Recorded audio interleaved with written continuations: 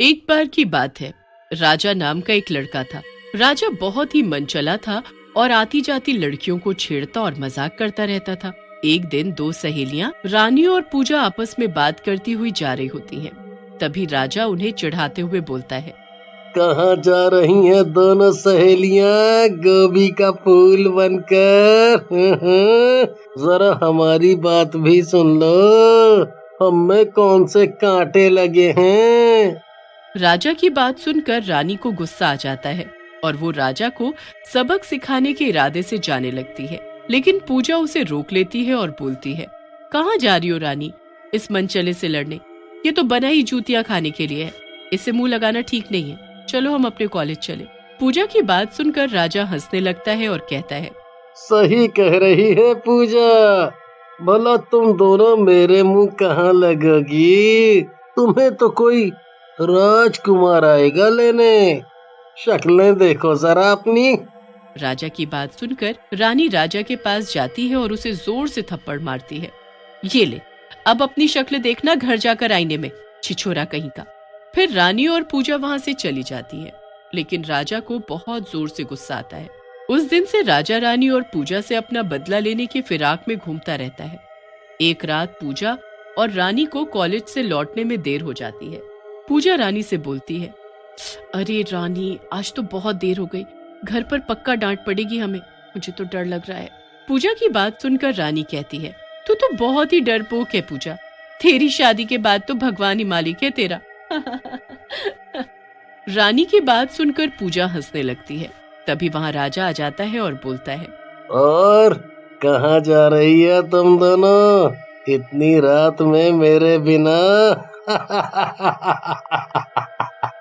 कहो तो तुम दोनों के साथ मैं भी चल दूं।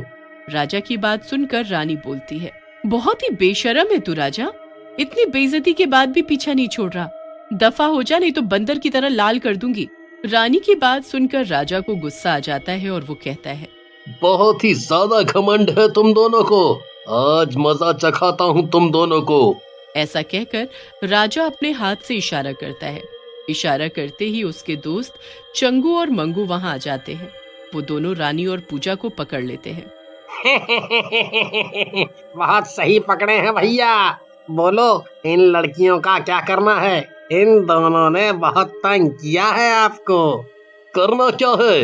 वही जो हम और दूसरी लड़कियों के साथ करते हैं। इन दोनों ने मेरा अपमान किया है, इसकी सजा तो जरूर देनी पड़ेगी। हाँ? ऐसा कहकर वो तीनों रानी और पूजा का गला दबाने लगते हैं। आह, आह, छोड़ दो मेरा गला, मेरा दम घुट रहा है, छोड़ दो। लेकिन वो तीनों दरिंदे पूजा और रानी का गला नहीं छोड़ते, जिससे उन दोनों की मौत हो जाती है। मंगू राजा और चंगू से बोलता है, अरे राजा भैया, लगता है ये दोनों मर गई हैं।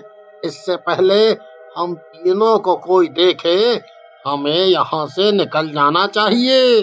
फिर वो तीनों मिलकर रानी और पूजा की लाश को एक सुनसान जगह पर एक पेड़ के नीचे गाड़ देते हैं और वहां से चले जाते हैं।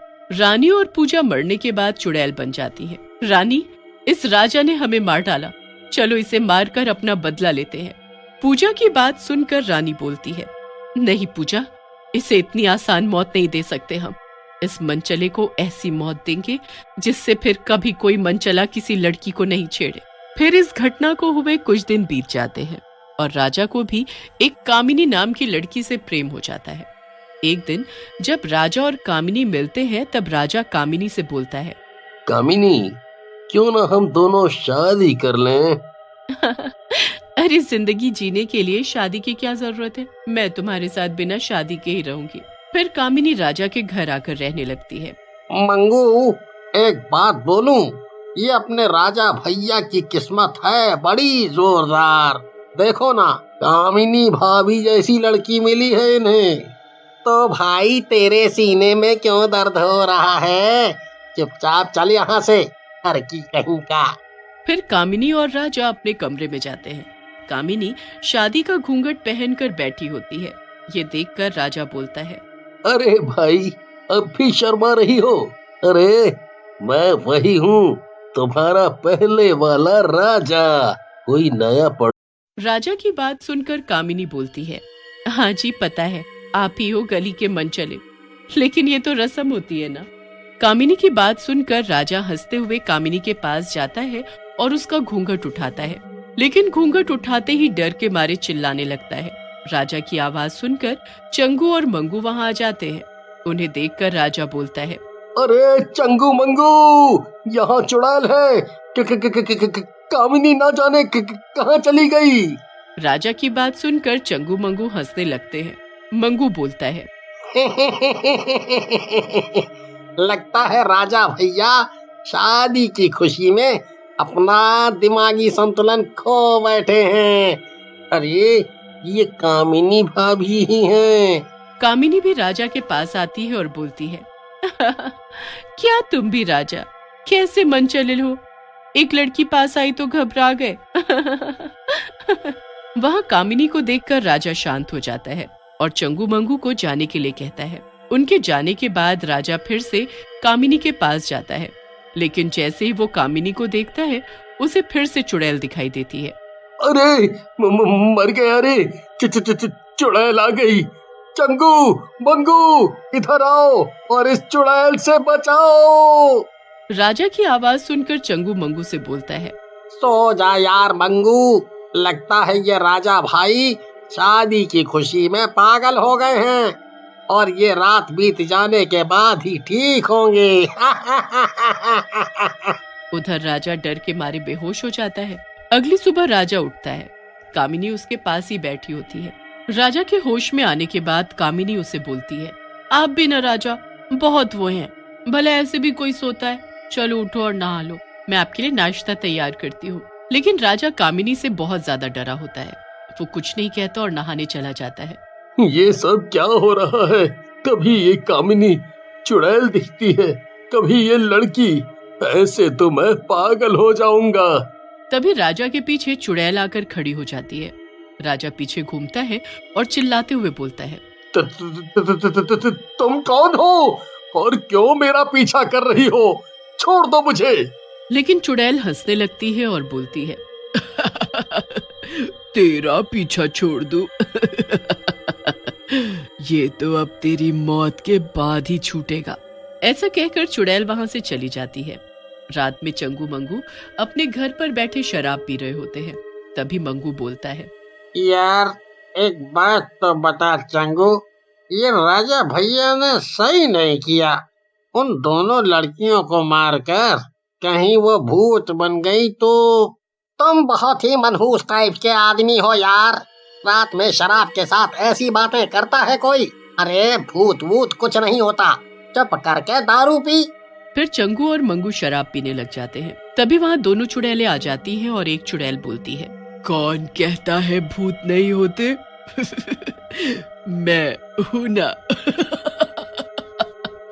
ऐसा कहकर पूजा और रानी चुड़ैल उन दोनों को मार डालती हैं और चंगू और मंगू को मारने के बाद पूजा चुड़ैल बोलती है, रानी इन जमूरों को तो हमने मार दिया, लेकिन उस शैतान को कैसे मारेंगे? तभी वहाँ कामिनी आ जाती है। उसे देखकर रानी और पूजा चुड़ैल खुश हो जाती हैं और बोलती है, कामिनी तुम बहुत अच्छी हो, तुमने हमारा साथ दिया इस बदले को लेने में। इसके बाद कामिनी अपने घर चली जाती है।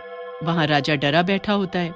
राजा को देखकर कामिनी बोलती है, तुम्हें डरने की जरूरत नहीं है राजा, तुम्हारी समस्या का हल है कि तुम उन चुड़ैलों से शादी कर लो, और क्योंकि एक बार तुम उनके पति बन गए तो वो तुम्हें अपना पति होने के कारण नहीं मार पाएंगी। राजा को कामिनी की बात ठीक लगती है और वो शादी के लिए तैयार हो जाता है।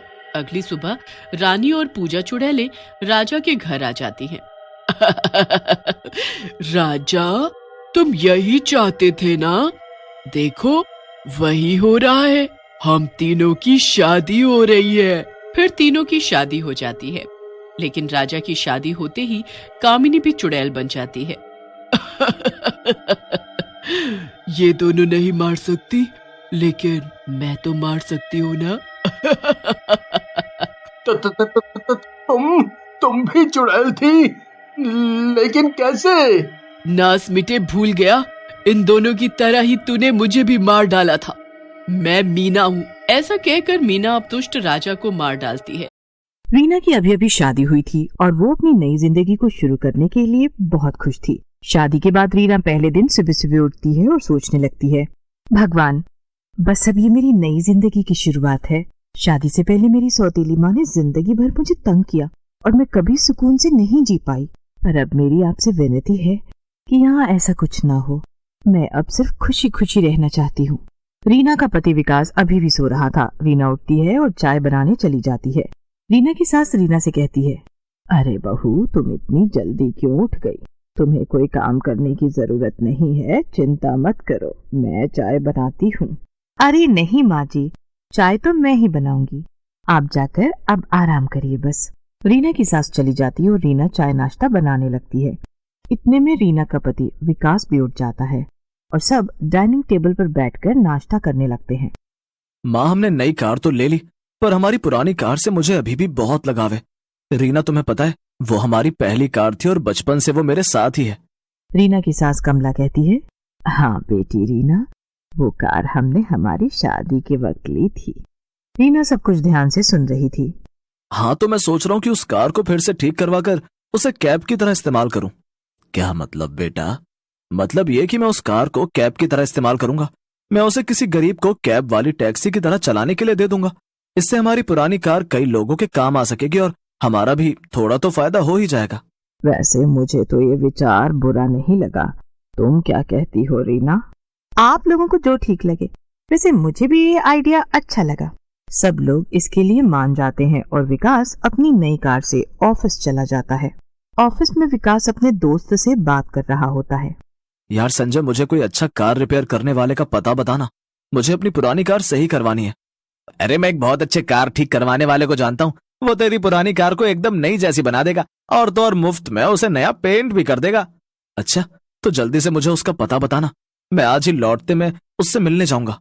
हाँ, वो तो ठीक है, पर उसकी दुकान और घर यहाँ से थोड़ा दूर है और रास्ता भी काफी खराब है, यानी कि ऊबड़ खाबड़ है, तो थोड़ा संभल कर जाना। संजय विकास को कार ठीक करने वाले का पता बता देता है और ऑफिस के बाद विकास बताए पते पर चला जाता है। पर थोड़ी ही देर में विकास उस कार ठीक करने वाले आदमी की दुकान पर पहुंच जाता है और उस आदमी को पूरी बात बता देता है। आप चिंता मत करिए, मैं कल खुद आपके घर आऊंगा और आकर आपकी कार ठीक करूंगा और उसे कैब की तरह ही सजा दूंगा। विकास ये सुनकर खुश हो जाता है और वापस घर जाने के लिए लौटने लगता है। पर लौटते वक्त विकास की कार के ब्रेक्स अचानक से बीच रास्ते में फेल हो जाते हैं। अरे अरे, ये क्या हो रहा है? ये बीच रास्ते में कैसे बंद हो गई मेरी नई कार? पहले तो कभी ऐसा नहीं हुआ। तभी सामने से एक बड़ा सा ट्रक आ जाता है और विकास की गाड़ी को टक्कर मार देता है। विकास वहीं मर जाता है। जब विकास के घर पर यह बात पता चलती है तो उनके तो पैरों तले जमीन ही खिसक जाती है। हे भगवान, ये क्या हो गया? मेरा तो सुहाग ही उजड़ गया। अब मैं क्या करूंगी? अभी तो मेरी शादी हुई थी, अभी तो मेरी मेहंदी का रंग भी नहीं उतरा था। हे भगवान। रीना जोर जोर से रोने लगती है और कमला उसे चुप कराती है। 2 दिन बीत जाते हैं और अभी भी विकास के घर पर मातम छाया हुआ था। तभी उनके घर की डोरबेल बजती है। रीना जाकर दरवाजा खोलती है तो सामने वही कार ठीक करने वाला आदमी खड़ा था। जी मैडम, मेरा नाम हरिया है और विकास जी ने मुझे यहाँ आकर उनकी पुरानी कार ठीक करने के लिए कहा था। जरूर ये उसी दिन की बात होगी जब विकास सुबह सुबह हम लोगों से कार सही कराने को बोल कर गया था, तभी उसने इसे बुलाया होगा, विकास के पिताजी कहते हैं। ठीक है, अगर विकास की यही आखिरी इच्छा थी तो आप वो पुरानी कार को एकदम नया जैसा बना दो। आपको जितने पैसे चाहिए होंगे हम आपको दे देंगे। हाँ पापा, उनकी यही आखिरी इच्छा थी कि वो पुरानी कार कैब की तरह चले। हम उसे किसी गरीब आदमी को चलाने के लिए भी दे देंगे। तभी हरिया कहता है, हाँ मेम साहब, वैसे मेरा एक भांजा है, विकास जी ने कहा था कि उसी को कैब वाली टैक्सी चलाने के लिए भी दे देंगे। अच्छा, ऐसा क्या? ठीक है, फिर ऐसा ही होगा। हरिया चुपके से अपने भांजे को फोन करके वहाँ बुला भी लेता है। सुन भांजे, अब शायद तुझे नौकरी मिल जाए, जल्दी से मेरे बताए पते पर आजा।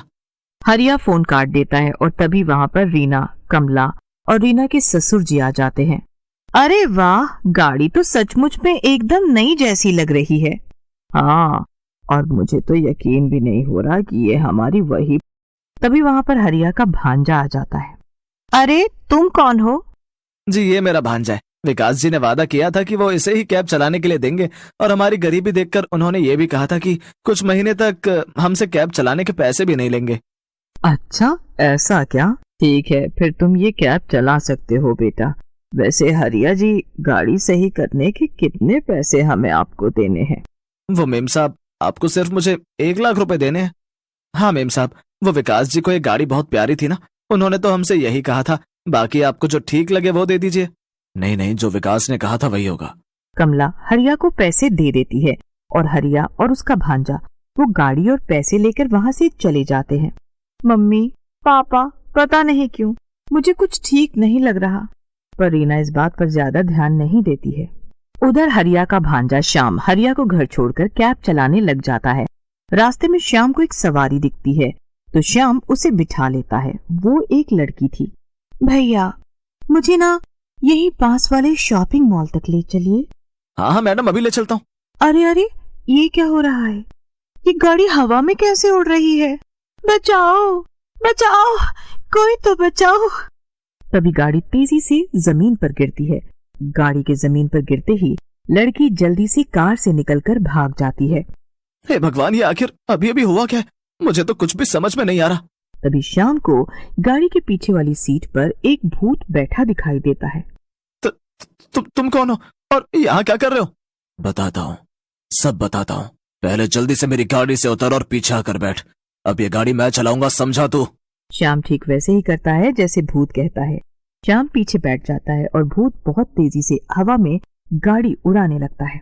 भूत गाड़ी को उड़ाते हुए हरिया की दुकान तक ले जाता है और दुकान के सामने गाड़ी को खड़ा कर देता है। अरे ये श्याम यहाँ फिर से क्यों लेकर आ गया गाड़ी को? ये मेरा कामचोर निकम्मा भांजा भी ना, इतनी मुश्किल से तो ऐसे ही ये कैब दिलवाई थी। जा, गाड़ी से नीचे उतर और अपने प्यारे हरिया मामा को आकर गाड़ी में बैठने को कह। कोई भी चालाकी दिखाई तो वहीं दोनों को कच्चा चबा जाऊंगा। श्याम डरते डरते गाड़ी से उतरता है और हरिया के पास जाता है। जब हरिया की नजर ड्राइवर वाली सीट पर पड़ती है तो उसके पैरों तले जमीन खिसक जाती है। भूत भूत बचाओ! अरे मामा, इससे पहले वो भूत हमें कच्चा चबा ले, उससे पहले चुपचाप चलकर गाड़ी में बैठ जाओ, वरना वो भूत यहाँ आ जाएगा। हरिया श्याम की बात सुन लेता है और उसके साथ जाकर भूतिया कैब में बैठ जाता है। भूत गाड़ी को फिर से हवा में उड़ाने लग जाता है। भूत गुस्से से हरिया की तरफ देखता है। मैं तुम लोगों को एक बड़ी सी बिल्डिंग के ऊपर लेकर जा रहा हूँ, जहां से मैं इस कार को सीधा नीचे जमीन पर फेंक दूंगा। क्या? पर क्यों? हमने क्या किया? ओहो, भोले तो तुम लोग ऐसे बन रहे हो जैसे जानते ही नहीं कि तुमने क्या किया। हाँ हाँ, हम नहीं जानते कि हमने क्या किया। तुम ही क्यों नहीं बता देते हो कि हमने ऐसा क्या किया जो तुम हमारे पीछे पड़े हो? भूत गाड़ी को एक बड़ी बिल्डिंग की छत पर ले जाकर उसके कोने में खड़ी कर देता है। ठीक है, मैं ही बताता हूँ, और अगर इसके बाद तुमने एक भी झूठ बोला तो मैं कार को सीधा नीचे फेंक दूंगा। नहीं नहीं, हम सिर्फ सच बोलेंगे। आप पूछ लीजिए जो पूछना है भूत जी। तो बताओ, विकास को किसने मारा? क्या क्या बकवास है ये? हरिया का एक्सीडेंट हुआ था और कुछ नहीं। भूत गाड़ी को और आगे बढ़ा देता है जिससे गाड़ी बस नीचे गिरने ही वाली होती है। अच्छा रुको, मैं बताता हूँ। मैंने विकास को मरवाया था ट्रक से ताकि मैं उसके घर जाकर उसकी गाड़ी ठीक करने का 3 गुना ज्यादा पैसा ले सकूं। और यही नहीं, मुझे अपने भांजे को नौकरी दिलाने का भी अच्छा मौका मिल गया था, बस इसीलिए। पर इस श्याम को इस बारे में कुछ भी नहीं पता। ये सब मेरा ही किया धरा है। क्या मामा, मुझे नहीं पता था कि आप पैसे के लिए किसी की जान तक ले सकते हैं। इतना सब करने के बाद भी तेरा मन नहीं भरा जो तूने मेरे घर जाकर उनसे इतने पैसे लिए और उनसे एक गाड़ी लेकर उन्हें बेवकूफ बनाया। क्या तुम्हारा घर? हाँ, मेरा घर। मैं विकास हूँ। मरने के बाद मैं भूत बन गया और मैंने सब देखा कि कैसे तूने मेरे परिवार को बेवकूफ बनाकर उनसे पैसे लूटे। मुझे माफ कर दो, मुझे माफ कर दो। नहीं, माफी मैं नहीं दूंगा, बल्कि मेरे घर वाले देंगे। मैं अब ये गाड़ी अपने घर लेकर जाऊंगा और तुझे सबके सामने सच बोलना पड़ेगा। भूत गाड़ी को अपने घर ले जाता है और कमला, रीना और उसके पिता गाड़ी की आवाज सुनकर घर के बाहर आ जाते हैं। गाड़ी में से हरिया, श्याम और भूत निकलता है। हे भगवान, ये तो भूत है। तभी भूत अपने असली रूप में आ जाता है। हरिया, ललिता, रीना और विकास के पिता को पूरी कहानी सुना देता है, जिससे उन्हें बहुत दुख होता है। विकास के पिता पुलिस बुलाकर हरिया को जेल भिजवा देते हैं। विकास की आत्मा को शांति मिल जाती है और वो चला जाता है। रीना और कमला श्याम को ही कैब चलाने को दे देते हैं और सब कुछ पहले जैसा हो जाता है।